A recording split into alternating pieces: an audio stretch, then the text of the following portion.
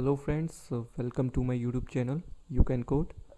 तो आज की इस वीडियो में हम डिस्कस करेंगे आज रिलेशनल ऑपरेटर्स के बारे में। कौन कौन से रिलेशनल ऑपरेटर्स होते हैं सी में। तो चलिए स्टार्ट करते हैं। सबसे पहला, relational operators in C are commonly use to check the relationship between the two variables. जो रिलेशनल ऑपरेटर्स होते हैं हमारे सी में, वो कॉमनली यूज़ किए जाते हैं किसके लिए? To check the relationship between the two variables. उन दो वेरिएबल्स के बीच में हम रिलेशनशिप चेक करेंगे कि क्या क्या उन दोनों के बीच में क्या क्या रिलेशनशिप हो सकता है उन दोनों वेरिएबल्स के बीच में। ठीक है। And then if the relation is true, अगर वो रिलेशन हमने जो चेक किया है, अगर वो रिलेशन ट्रू होगा, then it will return the value one. ये क्या रिटर्न करेगा? ये वैल्यू वन को रिटर्न करेगा। Otherwise it returns value zero. Otherwise अगर जो आपने रिलेशन आपने चेक किया है, अगर वो फॉल्स होता है, उसकी वैल्यू फॉल्स होती है, तो वो क्या रिटर्न करेगा? ज़ीरो रिटर्न करेगा हमेशा। ठीक है। यानी ट्रू वैल्यू के लिए, ट्रू रिलेशन के लिए वन रिटर्न करेगा और फॉल्स वैल्यू के लिए जीरो रिटर्न करेगा। The next, relational operators in C with examples. तो विद एग्जांपल्स के साथ देख लेते हैं रिलेशनल ऑपरेटर्स क्या क्या होते हैं। तो here these are the relational operators, that is greater than, less than, greater than equals to, less than equals to, equals to and not equals to. So these are relational operators. तो इनका uses और description with example देख लेते हैं क्या क्या हो सकता है। Suppose we have the two variables A and B. ठीक है। And we want to check the relation, that is A is greater than B.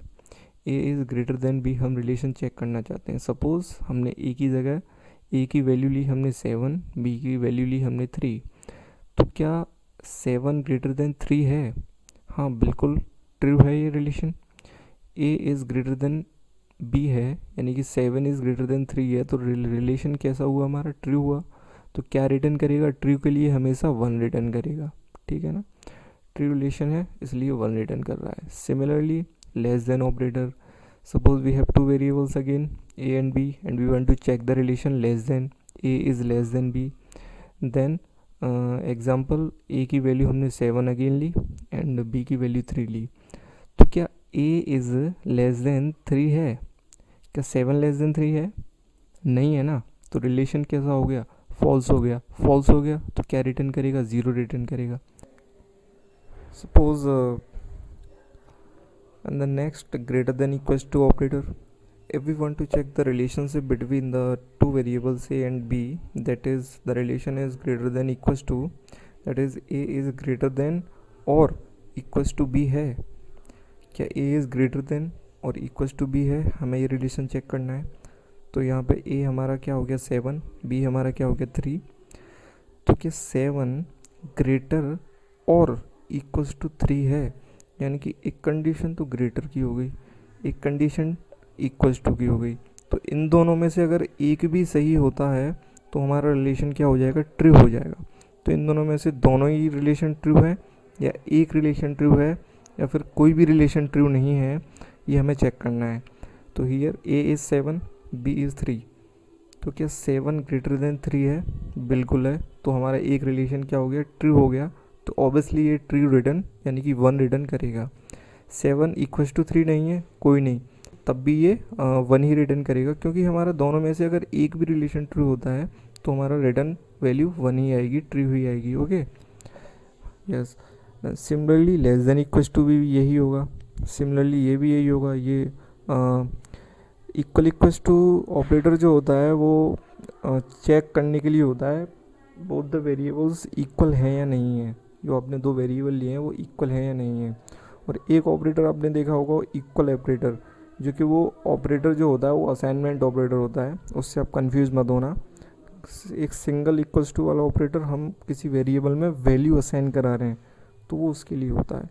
लेकिन डबल इक्वल्स टू ऑपरेटर जो होता है वो हमारा रिलेशनल ऑपरेटर होता है, जिससे हम चेक करते हैं दो वेरिएबल जो हैं वो इक्वल हैं या नहीं है। ठीक है, इसके लिए यूज़ होता है। ये नॉट इक्वल्स टू के लिए होता है। ठीक है, तो ये आप कर ही लेंगे। एक एग्जांपल मैं आपको कोडिंग से देना चाहता हूँ, इससे और भी अच्छा क्लियर होगा। सपोज़ ये मैंने पहले से ही अपना प्रोग्राम बना के रखा है। रिलेशनल ऑपरेटर्स चेक करने के लिए। तो हियर सबसे पहले header file, main function, then मैंने इंट में 2 वेरिएबल्स लिए हुए हैं, देख सकते हो आप, a equals to 4, b equals to 9, ठीक है।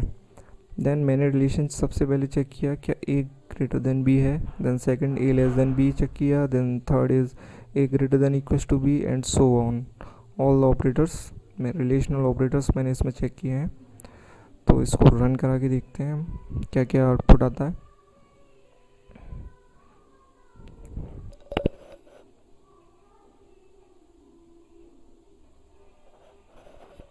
देखिए आउटपुट जो आया मेरा, हमने लिया a की वैल्यू 4 ली थी, b की वैल्यू 9 ली थी। तो here a is 4 and b is 9।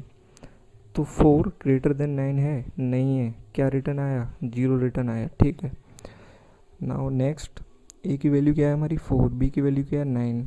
तो 4 लेस देन 9 है, बिल्कुल है, ट्रू है, इसलिए क्या रिटर्न आया 1। The next a 4 b 9, 4 greater than equals to 9 है, बिल्कुल नहीं है, ना ग्रेटर है ना इक्वल है 9 के 4, तो क्या आएगा, फॉल्स आएगा। क्या a less than equals to b है, मीन्स 4 लेस है या इक्वल है 9 के, हाँ लेस तो है लेकिन इक्वल नहीं है।